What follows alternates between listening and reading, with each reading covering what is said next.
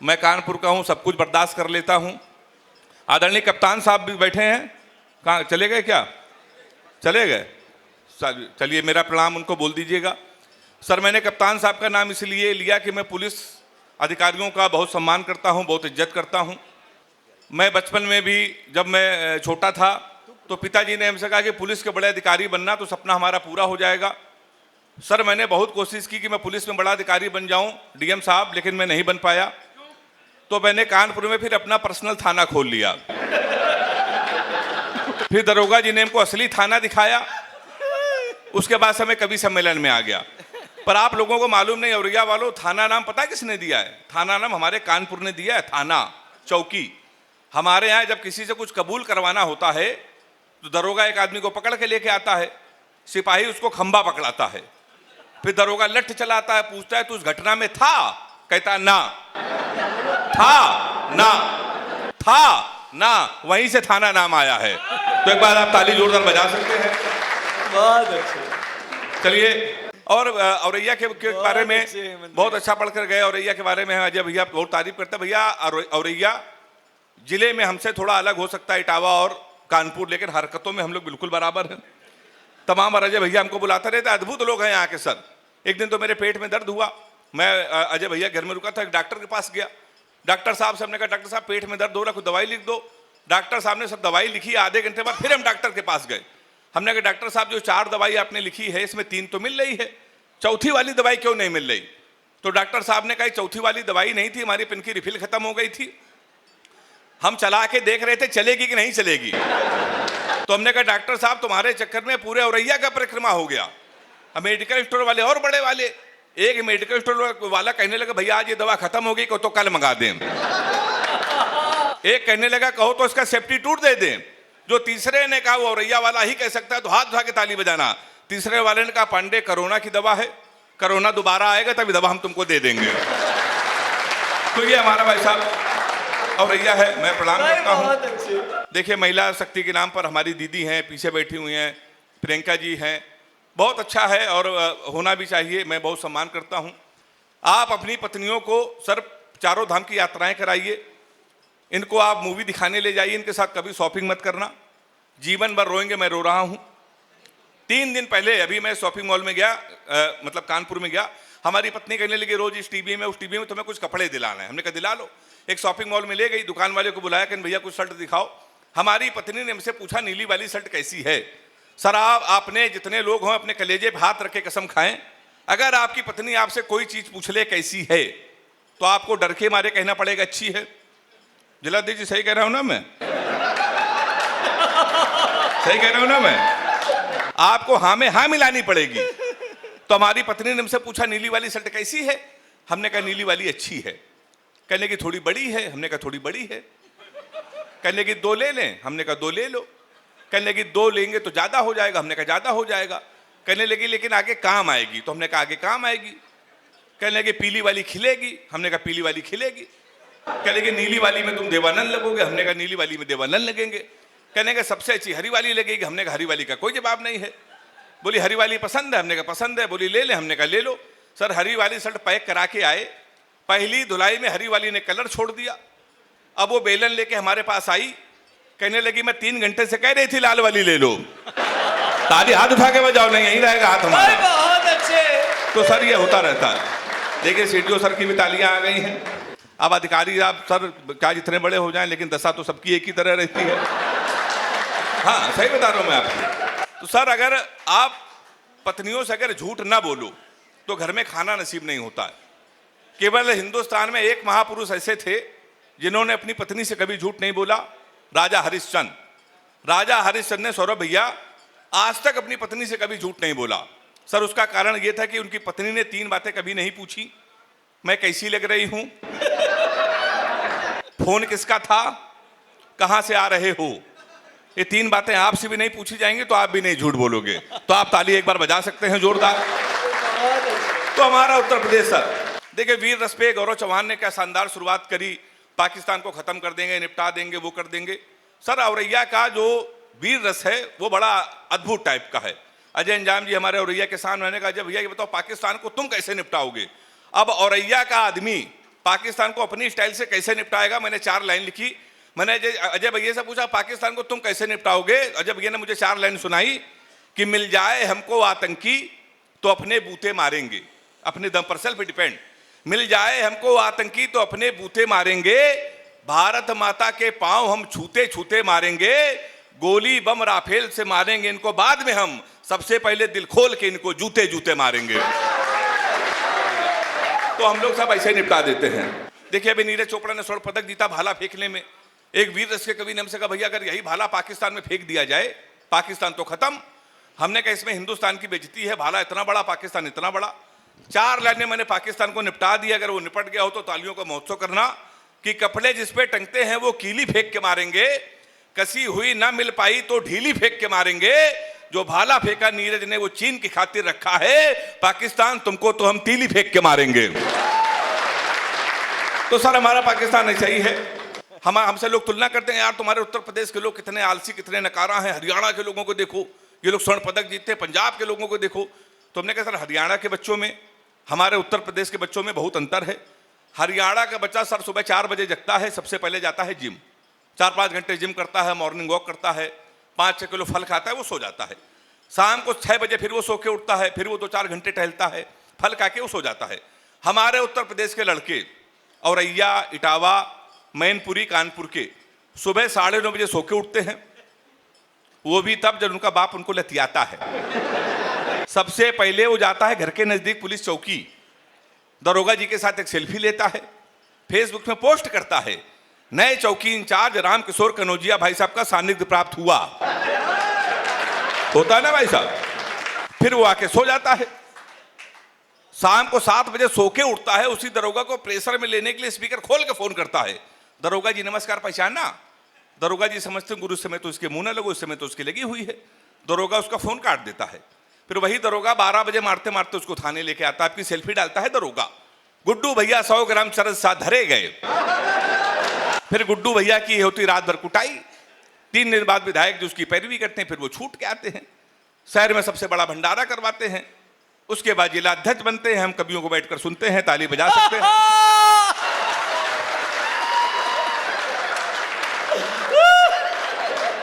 Sir यहां के लिए नहीं है, मुझे सुरक्षित कानपुर जाना है। तो मैं आपको बता रहा था हमारा उत्तर प्रदेश कितना अद्भुत है।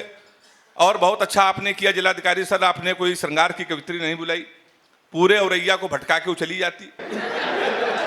और औरैया वैसे भी पहले से भटका हुआ है, लेकिन इस बार नहीं भटकेगा आगे, मेरा इशारा आप समझ गए होंगे। तो मैं प्यार मोहब्बत से सर बहुत दूर रहता हूं। मैंने प्यार मोहब्बत तो छोड़िए, किसी लड़की को आज तक गौर से देखा तक नहीं। किसी लड़की को आप गौर से देख लो तो कहेंगी देखो कैसे कुत्ते की तरह देख रहा है, ना देखो तो कहेंगी कुत्ता देख भी नहीं रहा है। हाँ ये वही ताली बजा रहे जिनकी भावनाएं हमसे मिलती हैं। तो सर मैं बहुत दूर रहता हूं प्यार मोहब्बत से। किसी लड़की से आप कोई भी क्वेश्चन पूछ लो, इतना उटपटांग जवाब देती हैं। हमने एक लड़की से पूछा, हमने कहा तुम्हारा फेवरेट कलर क्या है, हमसे कहने लगी स्टूपिड कहीं के, कोई मैच्योर क्वेश्चन नहीं पूछ सकते। तो हमने पूछा, हमने कहा 0.8 मिलीलीटर सल्फ्यूरिक एसिड को न्यूट्राइज करने के लिए कितने मोल बाइकार्बोनेट की जरूरत पड़ेगी। तब उसने बता रहा हमारा फेवरेट कलर पिंक है। तो मैं तो बहुत दूर रहता हूं भैया। अभी मैं गौरव के बगल में बैठा, हमसे कह रहे हेमंत भाई नाम में कुछ नहीं रखा, नाम में कुछ नहीं रखा। सर ये बिल्कुल सही कह रहे थे, नाम में कुछ नहीं रखा है। मुस्कान नाम था उसका, हमारा नुकसान करके चली गई। फिर हम रोशनी नाम की लड़की में शिफ्ट हुए, 2.5 साल उसने भी हमको अंधेरे में रखा। लोग सही कहते हैं, लड़कियों को देखिए, ये लड़कों का नाम मोबाइल में सेव करती हैं, my honey baby, my sweetheart, my जानू, माई डार्लिंग। इन बेचारे लड़कों को देखिए जो उछल के ताली बजा रहे हैं। ये लड़कियों का नाम मोबाइल में सेव करते हैं, पप्पू हलवाई, राशिद प्लम्बर, मुन्ना हवलदार। ताली बजाइए हाथ उठा के जोरदार।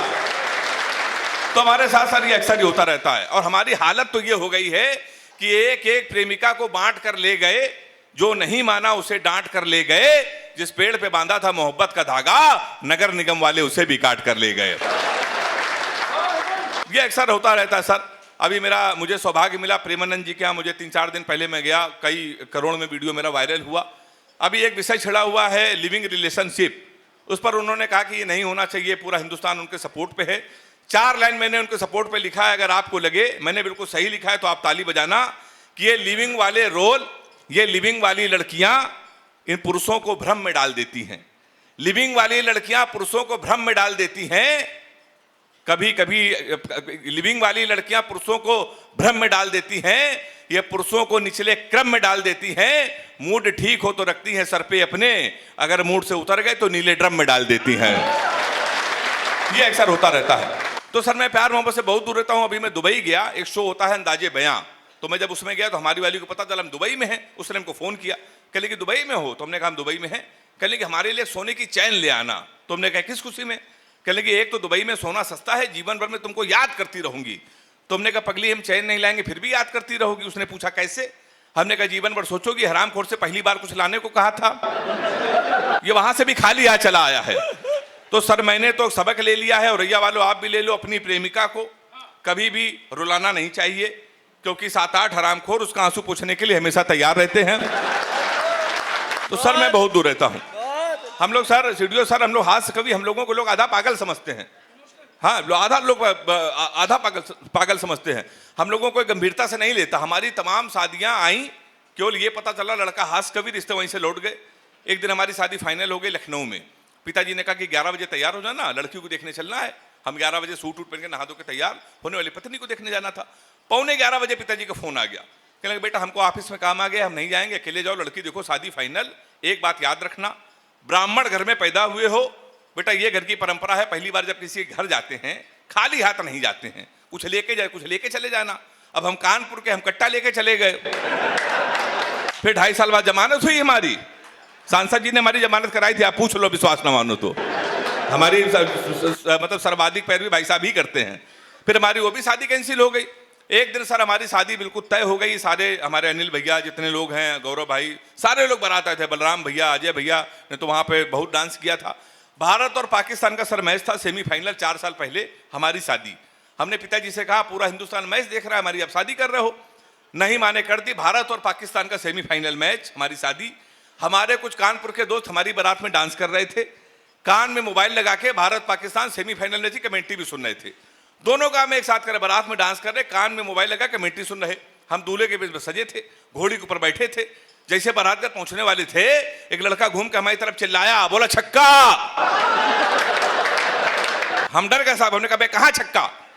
कहने लगा विराट कोहली ने मारा है। तो हमने कहा कोहली ने मारा तो हमारी तरफ क्यों देख रहे हो? शादी के पहले दिन छक्का कह रहे हो देख के हमको। हमने कहा अब की मारे तो हमारी तरफ ना देखना। पता चला 2 मिनट इंडिया में जीत गई। किसी ने खुशी के मारे घोड़ी के नीचे सुतली बम रख दिया। अब वो बम फटा तो घोड़ी भागने लगी, हम भी भागने लगे। हमने चलती घोड़ी से पिताजी को फोन मिलाया। हमसे बोले कहां हो बेटा? हमने कहा पिताजी भाग रहे हैं। बोले किसके साथ? ताली वही लोग बजा रहे जो मैं बारात आए थे। हमने कहा घोड़ी के साथ। बोले बे शर्म नहीं आती, भागना तो किसी लड़की के साथ भाग जाते। हमने कहा पिताजी वो बहक गई थी। कहने लगे आज घोड़ी बहकी है, कल को गधी बहकी तो उसके साथ भाग जाओगे। उन्होंने भाई साहब मोबाइल बंद कर लिया। 1 हफ्ते लगातार हम भागते रहे। 1 हफ्ते में वो होश आया तो हमने अपने आप को जंगल में पाया। वहाँ 4-5 आदमी खड़े थे। हमने कहा कानपुर का पता बता दो, उन्हें बीबी को विदा कराना है। तो उन्होंने देखो ऐसा है, हमारे रामलीला का पाठ हो रहा है, ये राम है, लक्ष्मण है, सूप नखा का रोल जिसे करना था नहीं आया, तुम सूप नखा का रोल कर लो। हमने कहा इसमें क्या करना पड़ेगा? बोला नाक कटवानी पड़ेगी। हमने कहा वो तो कट चुकी है। हमने उनकी बात मान ली, रात भर सूप नखा का रोल किया। सुबह 4 बजे हमारी आंख खुली, हमारे असली कपड़े गायब, वहाँ के आदमी गायब। सूप नखा की ड्रेस में पैदल पैदल हम अपने घर पे। हमारे पिताजी छज्जे के ऊपर खड़े थे। हमने कहा पिताजी पहचाना? उन्होंने मारी माँ से कहा इसको कटोरा आटा दे दो। हमारे पिताजी नहीं पहचान पाए। हमने माँ आपके पुत्र हैं। बोले हमारे 2 ही पुत्र इंजीनियर है, नाक कटवा के घोड़ी के साथ भाग गया है। सर ससुराल गए तो हमारे साले ने भगा दिया। हमारे घर के सामने पुलिस थाना। अच्छा मैंने घर सर थाने के सामने इसलिए ले लिया कि पुलिस को हमारी जरूरत कब पड़ जाए। तो हमने थाने के सामने घर ले लिया। तो थाने गए तो एसपी साहब बैठे थे। हमने उनके पैर छुए। हमने कहा सर हमारे साले के खिलाफ FIR लिख लीजिए। कहेंगे तुम ही हेमंत पांडे हो? हमने कहा कहेंगे तुम्हारे नाम पहले से FIR है घोड़ी के अपहरण की।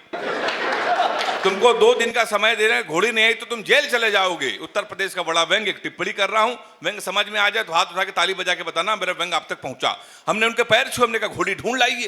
कहेंगे पुलिस का काम है घोड़ी ढूंढना। हमने कहा ढूंढ लाइए। कहेंगे पुलिस के इतने बड़े अधिकारी घोड़ी ढूंढ लाए। हमने कहा एसपी साहब भैंस तो आप ढूंढ लाए थे। वाह वाह वाह भाई, वाह वाह वाह वाह वाह वाह वाह। है वही चांद तो उबड़ खाबड़ देखी ये फोटो भी सेंड किया है कि चांद सी है महबूबा मेरी, जिसे शायरों ने खूब ट्रेंड किया है। भारत ने उसी चांद के ऊपर विक्रम रोवर लैंड किया है। बहुत जितने लोगों ने कहा कि हमारी प्रेमिका चांद की जैसी है, आज तक मुझे कोई नहीं मिला जिसने कहा हमारी प्रेमिका का मुंह जो है चांद के जैसा है। एक विक्रम रोवर गया, चांद की प्रेमिका का मुंह बदल गया। एक चंद और सुनाते हैं आपको, आप इसी तरह से सुनिए, आप थोड़ा देर सुन लीजिएगा तो आपको और बहुत आनंद। मैं कह रहा था ना कि कभी पत्नी का अपमान मत कीजिए, किसी की भी पत्नी हो, अपनी का तो करबे मत कीजिए। जिस दिन ज्ञान देना शुरू करेंगे, सर कोई कितना हो, बड़ा कवि हो, अधिकारी हो, पत्नी से बड़ा नहीं होता। पत्नी जो है वो सर्वगुण संपन्न और सबसे ज्ञानवान होती है। हमारे यहाँ कोरोना काल जब आया, हम बहुत कोशिश किए, हम तो सोचते थे कि मतलब बच ही नहीं पाएंगे, क्योंकि हमारा घर जहाँ है वहीं से वहाँ शमशान है, वहाँ जो है मुर्दे जलाए जाते हैं। ये कई बार इन लोग हमको बड़े बड़े कवि सम्मेलनों में बुलाए, हम बुला दें तो ये मारने पड़ जाते हैं, क्योंकि हमारा घर जो है वो शमशान घाट के किनारे है। हम कभी कहते हैं आदरणीय विनीत चौहान जी कभी सेवा का मौका दीजिए, आप आइए हमारे यहाँ, तो लोग बुरा मान जाते हैं, तो हम नहीं बुला पा। अच्छा, रोज देखे 100 जल रहा, डर गए, लगता ही नहीं था कि कभी सम्मेलन करेंगे, जीवित रहेंगे, बचेंगे, इतने लोगों को कविता सुनाने को मिलेगी, ये तो कल्पना से परे बात थी। अच्छा, साधारण आदमी घर में वही आलू सोयाबीन खाते खाते कभी हमेशा दूसरे का खाता है। आज ही जितना बढ़िया जिला प्रशासन ने दिव्य होटल की व्यवस्था की, तरह तरह के व्यंजन, कई लोग तो काजू किशमिश आज पहली बार देखे हैं मंच पे। ये जिला प्रशासन का योगदान है कि सब दिखाई दे दिया, वरना हम लोग का अपने घर नहीं देख पाते। साधारण आदमी, तरह तरह के चेहरे और मुखाकृति देखना है। एक ही पत्नी का मुंह देखते देखते कोरोना काल में हम भी थक गए थे, आप भी थक गए थे, चाहे जो जहाँ था वो परेशान था। सर, हाँ तो आप तो सर बड़े अधिकारी हैं, तो बाहर आपको सौभाग्य प्राप्त होते होंगे, लेकिन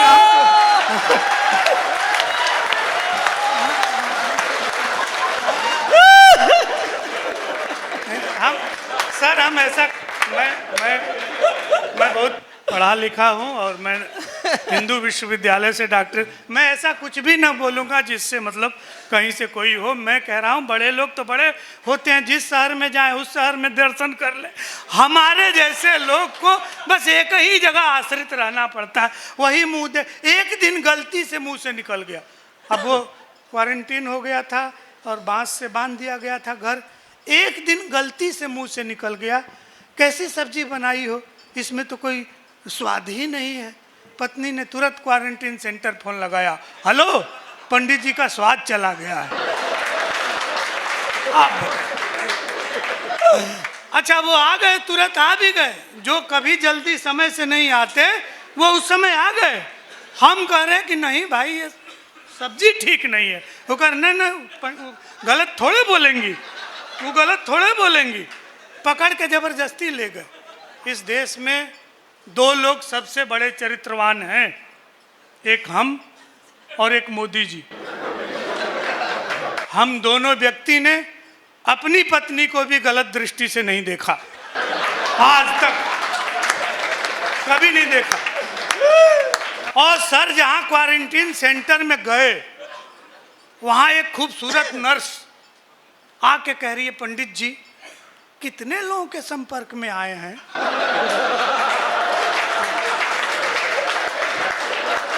आप हंस रहे हैं साहब, क्या दशा हुई होगी। जो व्यक्ति कवि सम्मेलनों के चक्कर में ठीक से अपने बाल बच्चों के संपर्क में नहीं आ पाया, उससे कोई महिला सार्वजनिक स्थान पे पूछ रही है आप कितने लोगों के संपर्क में आए हैं। तालियां घनघोर बजाइएगा हमारा। अरे ऐसा नहीं, पहले पूरी बात सुन लीजिए। हमारा मुंह बेवकूफ़ की तरह से है, हम हैं नहीं। हमारी बात सुनिए तब तक। चेहरे पे मत जाइए। पैदा हुए थे तो हम भी बहुत खूबसूरत थे, बाद में सरकार ने आधार कार्ड बना दिया, फिर आधार कार्ड के हिसाब से हमको मुंह रखना पड़ता है, कहीं लाल कहीं पीला कहीं काला, वरना वो एयरपोर्ट वाले घुसने नहीं देते, तो मुंह वैसा बनाना पड़ता है। ऐसा है नहीं। पूरी बात सुनिए, आनंद आए तो ताली बजाइए, और नहीं तो जबरदस्ती नहीं बजाने की जरूरत है। उसने कहा कितने लोगों के संपर्क में आए? हमने कहा संपर्क में आए, साली के संपर्क में आए हैं, साले के संपर्क में आए हैं, पत्नी के संपर्क में आए हैं, सास के संपर्क में आए हैं, ससुर के संपर्क में आए हैं। एक ही क्वारंटीन सेंटर में 14 दिनों तक पूरे ससुराल को क्वारंटीन कराने वाले कवि का नाम है अनिल चौबे। तालियां थोड़ी जोर से बजाइए। बहुत अच्छे। अच्छा, आनंद का विषय तो तब है दीदी जब पूरा खानदान एक ही जगह क्वारंटीन हो गया, तब धीरे से कर रही हैं, हे जी हम ही सब्जी में नमक डालना भूल गए थे। पूरी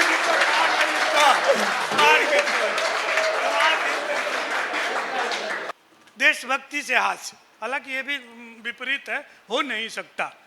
हमारे यहाँ अखबारों में ये लिखा जाता है, चाइना अपनी दृष्टि गड़ाए हुए डोकलाम के प्रति, सिक्किम के प्रति। आप आज के किसी भी गंभीर समस्या को थोड़ा सा गंभीर होकर सोच दीजिए तो वहाँ हास्य की उत्पत्ति हो जाएगी। समस्या बहुत गंभीर है, थोड़ी सी और गंभीर होकर सोच जाइए। अखबार में हेडिंग लगा, चाइना अपनी दृष्टि गड़ाए हुए।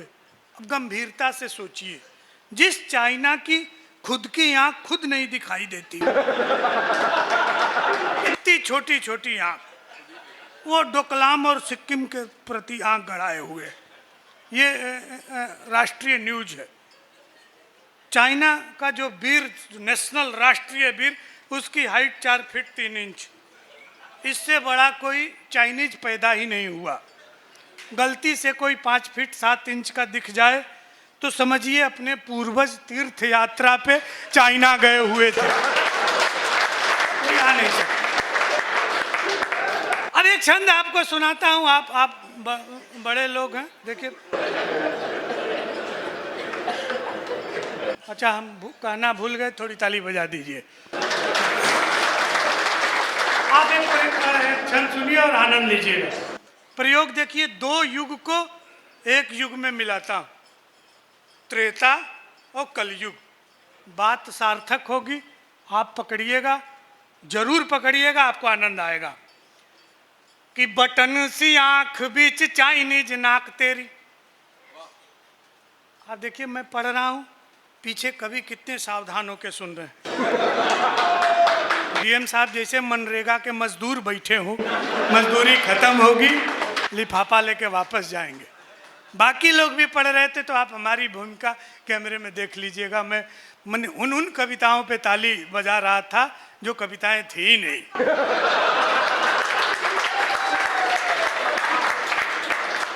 और मैंने ताली बजाई ताकि दुनिया ये न कहे कि पीएचडी बैठा था और ताली न बजाया कल को टीवी। तो इसलिए सर मैं मजबूरी में बजाया ताकि समाज की इज्जत बची रहे। आप ये छंद सुनिए कि बटन सी आंख बीच चाइनीज नाक तेरी, धाक में सुराख कर देंगे लाल माओ के। और एक बात जीन पिंग ठीक से समझ लेना, कोट में गुलाब नहीं दाढ़ी वाले ताऊ के। बटन सी आंख बीच चाइनीज नाक तेरी, धाक में सुराख कर देंगे लाल माओ के। और एक बात जीन पिंग ठीक से समझ लेना, कोट में गुलाब नहीं दाढ़ी वाले ताऊ के। कि ड्रैगन के परदादा कालिया के फन पर कत्थक किए थे लघु भ्राता बलदाऊ के। तो कान खोल सुन लेना, बाप ही लगेंगे हम इजिंग बिजिंग क्लिंग चिंग चांग चाऊ के। इजिंग बिजिंग क्लिंग चिंग चांग चाऊ के। हमारे संचालक जी कह रहे थे सेतु रामेश्वरम की बात कर रहे थे, बहुत अच्छी बात इन्होंने कहा। जब आदमी भारत से बाहर जाता है तो व्यक्ति की पहचान ये नहीं होती कि वो किस जाति से, किस धर्म से, किस व्यवसाय से, किस संप्रदाय से आया है। वहाँ लोग यही जानते हैं कि ये उस देश का वासी है जिस देश में गंगा बहती है। हम वहाँ से आए हैं जो रामकृष्ण की धरती है। पूरे विश्व में कोई ऐसा देश नहीं है जहाँ के इतिहास में ये लिखा गया हो कि किसी नारी की अस्मिता बचाने के लिए किसी गिद्ध ने किसी आतताई से युद्ध किया हो। ये केवल भारत की संस्कृति है कि एक आतताई से युद्ध के लिए गिद्ध भी लग जाता है। पुल बनाने का इतिहास सबसे बड़ा हमारा है। हमने पहले राम सेतु का निर्माण किया, उसके बाद उसी कॉन्सेप्ट से लेकर के पूरे विश्व ने पुल बनाया। उसके पहले कहीं लिखा हो तो मेरी जानकारी में नहीं है। एक छंद आपको सुनाता हूँ, मेरा मन कर गया है आपको सुनाने के लिए। हाथ से तो नहीं है लेकिन प्रयोग देख के और मेरा मन रखने के लिए सुन लीजिएगा कि भारत कितना सहिष्णु है, हम कितना बर्दाश्त करते हैं। कि नारी की रक्षा को गिद्ध भी युद्ध, नारी की रक्षा को गिद्ध भी युद्ध, जहाँ निज शक्ति यथा करते हैं। नारी की रक्षा को गिद्ध भी युद्ध, जहाँ निज शक्ति यथा करते हैं। और सेतु बना कर के नल नील, शुरू जहाँ सेतु प्रथा करते हैं। सेतु बना कर के नल नील, शुरू जहाँ सेतु प्रथा करते हैं। औषधिला हनुमान जहाँ रघुवीर की दूर व्यथा करते हैं। और धन्य है भारत देश जहाँ पर काग भी राम कथा करते हैं।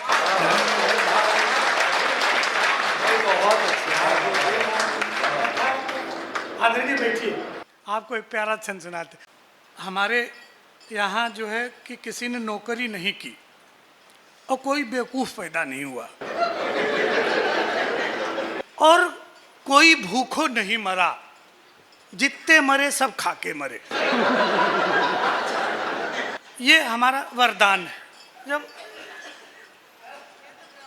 80 बरस के हो गए दादा तो यमराज का मिस कॉल आया कि आपका कार्यकाल पूरा हो गया, चलिए। तो हमने कहा दादा कोई अंतिम इच्छा हो तो बताओ। हिंदुस्तान का बुजुर्ग मृत्यु करीब है, अपनी अंतिम इच्छा बताता है। आप सुनिए कि मेरे खानदान के वयो बुजुर्ग दादा बोले,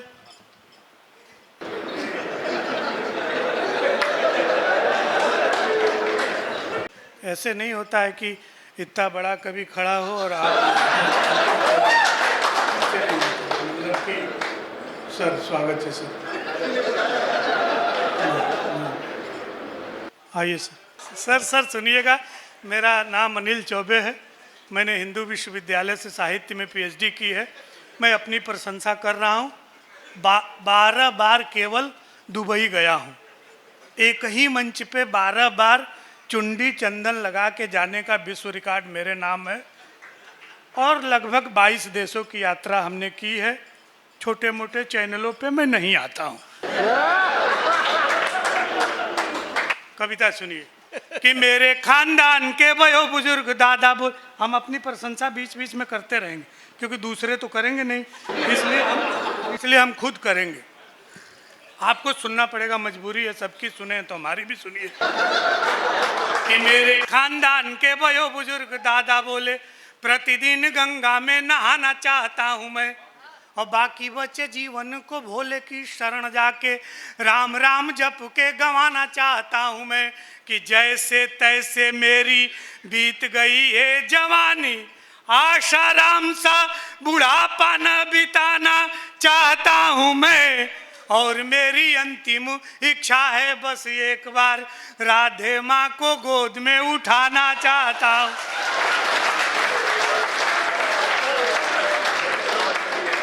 डीएम साहब, एक मृत्यु से हाथ से सुनाता हूँ। बात मृत्यु की करेंगे, आपको हंसी आएगी। हालांकि मृत्यु के बाद पे हंसी नहीं आती, लेकिन हम बात करेंगे मरने की और आपको हंसी आएगी।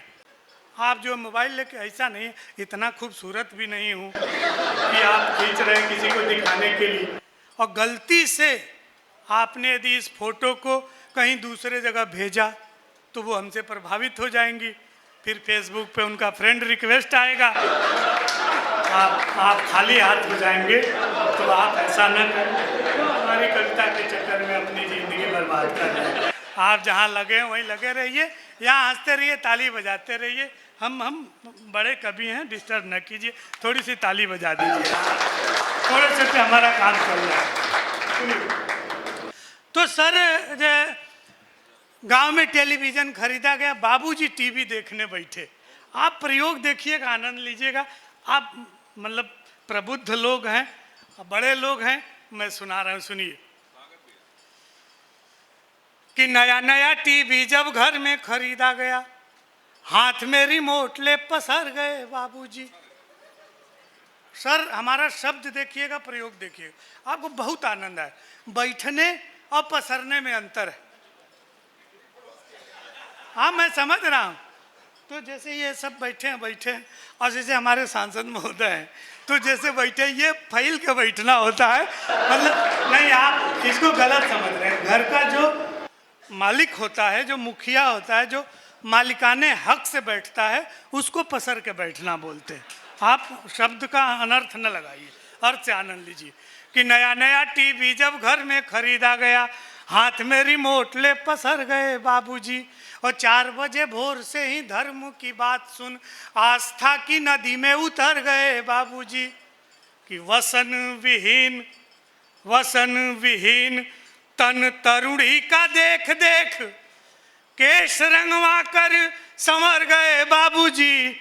ईटीवी भी टीवी देखने की चक्कर में ब्लड प्रेशर बढ़ा तो गुजर गए बाबूजी।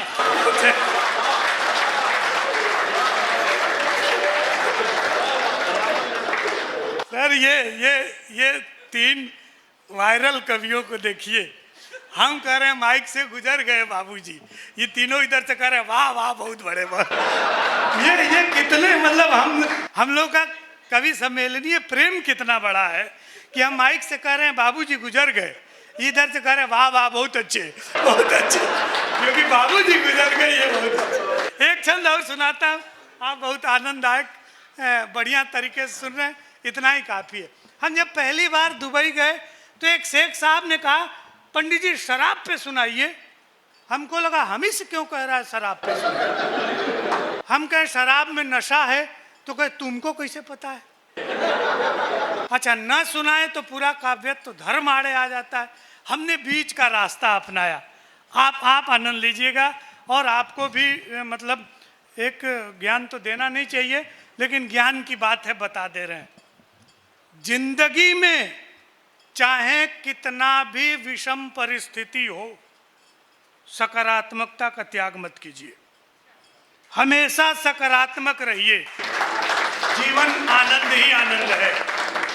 ईश्वर का एक नाम सच्चिदानंद है, जिसके चित्त में सत्य है वही आनंद है। और कविता का मुख्य प्रयोजन भी है ब्रह्मानंद सहोदर की प्राप्ति कराना। चाहे जिस रस से आपको आनंद की प्राप्ति हो जाए, वही कविता का मुख्य उद्देश्य है, और वही सबसे बड़ा। तो कोई भी परिस्थिति आए, आनंद का त्याग मत कीजिए। सौंदर्य बोध नाले में भी है, बस दृष्टि सुअर की चाहिए। वहां भी सुंदरता है। जब भी दृष्टि बदलती है, व्यक्ति का दृष्टिकोण बदल जाता है। हमारे आपके लिए जहाँ गंदगी है, वहाँ सुअर के लिए आनंद है, इसीलिए वहाँ वो लेटा हुआ है। कभी भी सकारात्मकता का त्याग मत कीजिए। हमको अमेरिका जाने का वीज़ा नहीं मिला, तो जो काउंसलर मैम थी, उसको हिंदी नहीं आती थी, हमको अंग्रेजी ना आए। उसने कहा, डॉक्टर चौबे नहीं, doctor Chaubis, your profile is very rich but I am sorry, next time apply. अब हम गांव के आदमी, हमको लगा हो सकता है अमेरिका का वीज़ा ऐसे ही मिलता होगा, तो उसने पासपोर्ट में एक सफ़ेद कागज़ फंसाया। अच्छा, हम भी जैकेट में रखे और अपना मुस्कुरा करके जाने लगे। उसको लगा कि जितने लोगों का कैंसिल करते हैं सब यहाँ मुंह लटका के रोते हुए जाते हैं, ये क्यों हंसते जा रहा है। उसको चिढ़ हो गई, उसने कहा, "ए, इधर इधर हमने तुम्हारा कैंसिल किया है, तुम हंस क्यों रहे हो?" ने कहा, मैडम सकारात्मक दृष्टि, जिसका एक बार वीजा कैंसिल होता है वो भारत का प्रधानमंत्री जरूर होता है। हमें चक्कर में पड़ता है। कभी भी होने की जरूरत। अच्छा, एक श्रृंगार से वो छंद सुन लीजिए, आपको बहुत आनंद आए। श्रृंगार से एक श्रृंगार से हास्य नहीं होता। हर रस एक दूसरे के विरोधी रस हैं। जहाँ श्रृंगार होगा वहाँ हास्य नहीं होगा, जहाँ हास्य होगा वो श्रृंगार नहीं होगा, वीर रस होगा तो हास्य रस नहीं होगा। वो एक दूसरे के विरोधी रस हैं। नौ रस में हर रस अपने आप का प्रतिनिधित्व करता है, दूसरा रस उसमें नहीं आ सकता। दूसरा रस आएगा तो वो रसाभास हो जाएगा, रस का आभास होगा, वो रस नहीं होगा। लेकिन हमने श्रृंगार रस में जबरदस्ती हास्य रस निकालने की कोशिश की है। प्रयोग देखिएगा, आनंद लीजिएगा। एक सुंदर सी नायिका, एक खूबसूरत नायिका गांव में खेतों से गुजरती है और गांव का सौंदर्य बोध जग जाता है। पूरा गांव जो है वो नायिका का अनुगामी हो जाता है। सुनिए कि गोरी गोरी गोरी गोरी गोरी गोरी पगडंडी से जो गुजरी तो हरा भरा खेत खड़ा ख्वाब देखने लगा। एक सुंदर सी नायिका गांव में खेतों से गुजरी और प्रकृत नायिका का अनुगामी हो गया कि गोरी गोरी गोरी पगडंडी से जो गुजरी तो हरा भरा खेत खड़ा ख्वाब देखने लगा। और रूप देख धूप को भी आ गया पसीना, बूढ़ा बरगद आंखें बेहिसाब सेकने लगा। रूप देख धूप को भी आ गया पसीना, बूढ़ा बरगद आंखें बेहिसाब सेकने लगा। कि ज्वार बाजरों ने झुक झुक हेलो हाय कहा और हर रास्ता जनाब छेकने लगा। और पोखरे में पाँव को पखारा जब उसने तो ट्यूबवेल गांव का शराब फेंकने लगा। ट्यूबवेल एक बहुत अच्छी चीज हुई भारत में, एक ऑपरेशन हुआ, भारत की सेना ने प्रतिक्रिया दी। कितने लोग उस रात आधी रात को जाग रहे थे मुझे बताओ, जब मीडिया में बहुत ऐसा लग रहा था कि आज हम पाकिस्तान को फतेह कर लेंगे। ये गया कराची, वो गया रावलपिंडी, ये गया पेशावर। हाँ, थोड़ा बहुत हुआ था, ऐसा नहीं है। 22 तारीख, अब 22 मई की वो रात जो लोग जगे थे, यहां मातृ शक्ति बैठी है। मैं बताता हूं उस रात को क्या हुआ। आनंद लेना, पहली पंक्ति। उस रात को क्या हुआ। दुश्मन दहका रे दहका आधी रात को। हे माइक वाले, तुम्हारी शक्ल मेरी पत्नी के मायके वालों से मिल रही है। उस रिश्ते का लिहाज करते उसे थोड़ा गाने लायक बनाओ। हाँ? आनंद लेना। ओ दुश्मन दहका रे दहका आधी रात को। मातृशक्ति आपके चरणों में यह पंक्ति। अगली पंक्ति, दुश्मन दहका रे दहका आधी रात को। सिंदूर महका रे महका आधी रात को। हो दुश्मन दहका रे दहका आधी रात को। सिंदूर महका रे महका आधी रात को। ओ हमने दुनिया जगाई आधी रात को। ओ हमने दुनिया जगाई आधी रात को। दहशत गर्दी हाय दहशत गर्दी जलाई आधी रात को। बहुत से लोग ताली नहीं बजा रहे, मेरी शिकायत है। अगली पंक्ति पर हाथ रोक के दिखाओ। अरे गर्दा उड़ाया आधी रात को। गर्दा उड़ाया आधी रात को। उनको कलमा है, उनको कलमा पढ़ाया रात को। उनको कलमा पढ़ाया आधी रात। अब मैं कुछ नहीं कहूंगा, अपने आप ही कहोगे। अरे मच गए हंगामे आधी रात को, मच गए हंगामे आधी रात को, गीले हो गए। उठा देना। अरे मच गए हंगामे आधी रात को, गीले हो गए पैजामे आधी रात को। सेना का एक बात याद रखो, इको का बता रहे, सिस्टम बता रहा हूं तुम्हें। जब बांसुरी बजे तो इको लगाओ, जब बांस बजे तो बंद कर दो। अब बांस बजने वाला है। मैं भारत सरकार का धन्यवाद देता हूं कि उन्होंने ऑपरेशन का नाम ये चुना। नारी की अस्मिता का रक्षा करने का इससे बड़ा उदाहरण आपको युद्ध क्षेत्र में कहीं नहीं मिलेगा। आइए बताता हूं ये ऑपरेशन था क्या। जुड़ जाना मेरे साथ, ये ऑपरेशन क्या था। सभी सैनिकों को समर्पित पूर्व सैनिक बैठे, सुनना। और जो देश की जनता अपनी सेना के साथ नहीं होती है, उसे गुलाम होने में ज्यादा समय नहीं लगता। सेना का साथ बनाए रखो, और जो सेना से सबूत मांगते हैं उन्हें कुर्सी के नीचे बिठाए रखो। क्या था? दहशती गढ़ पर हमला। सुनना भाई साहब, कोई प्रॉब्लम? अभी ऑपरेशन सिंदूर खत्म नहीं हुआ है, चुपचाप बैठो। दहशती गढ़ पर हमला, सुनना सुनना।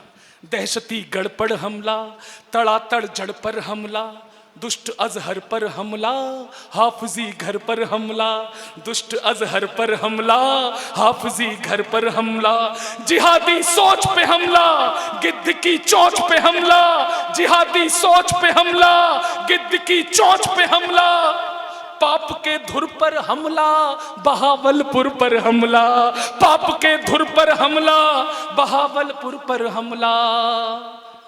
अरे घुटनों तक ला देंगे इतना, घुटनों तक ला देंगे इतना, कर देंगे मजबूर।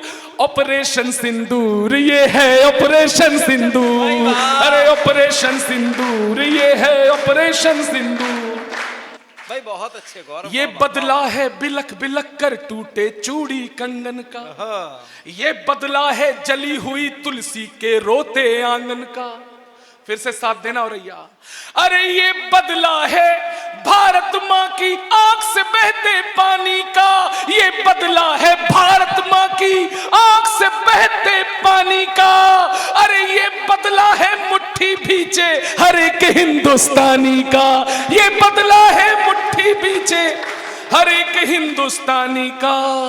हृदय की चोट का बदला, हर एक विस्फोट का बदला, हर एक करतूत का बदला, हर एक ताबूत का बदला, हमारी चीख का बदला, हर एक तारीख का बदला, हमारी पीर का बदला। ये है कश्मीर का बदला, ये है कश्मीर का बदला। बहुत बड़ा बात। अरे इस हमले पर सर पटकेंगी, इस बदले पर सर पटकेंगी। रोज 72 हूर, ऑपरेशन सिंदूर ये है ऑपरेशन सिंदूर। पंक्तियां दे रहा हूं, ये ताकत है। मैंने कहा ना, सेना की ताकत। ये फौजी बैठे हैं, जब जयकारे लगाने वाले आपके पीछे खड़े होते हैं तब आपकी हिम्मत बढ़ती है। मैं पंक्तियां रखता हूं। ये ताकत है 1.5 अरब के भारत के विश्वासों की, ये ताकत है जल थल वायु सेना के एहसासों की। जितने लोग अभी भी खामोश बैठे हैं, ये देशभक्त का ज्वार इनबिल्ट होना चाहिए। कोई गौरव चौहान बार बार न चीखे ताली बजाओ ताली बजाओ, इनबिल्ट होना चाहिए ये देशभक्ति का जज्बा। ये ताकत है जल थल वायु सेना के एहसासों की। अरे ये ताकत है बहता पानी रोक के आने वालों की, ये ताकत है, ये ताकत है बहता पानी रोक के आने वालों की। अरे ये ताकत है घर में घुसकर ठोक के आने वालों की, ये ताकत है। और आपके जिस आयुध ने, आपके जिस शस्त्र ने पूरे दुनिया में हंगामा कर दिया है, उसका नाम आएगा, जरा उसको सलामी दे देना। अरे ये ताकत है घर में घुसकर ठोक के आने वालों की, यह है ईमान की ताकत, अमर पहचान की ताकत, फौज के मान की ताकत, ये हिंदुस्तान की ताकत, हमारे होश की ताकत। नाम आ रहा है, तालियां आसमान कर रहा है इस बार। अरे हमारे होश की ताकत, हमारे जोश की ताकत, हमारे रोश की ताकत, यह है ब्रह्मोस की ताकत। हम वाह वाह वाह वाह वाह वाह वाह। अरे ये ताकत बर्बाद करेगी आतंकी नासूर। ऑपरेशन सिंदूर, ये है ऑपरेशन सिंदूर।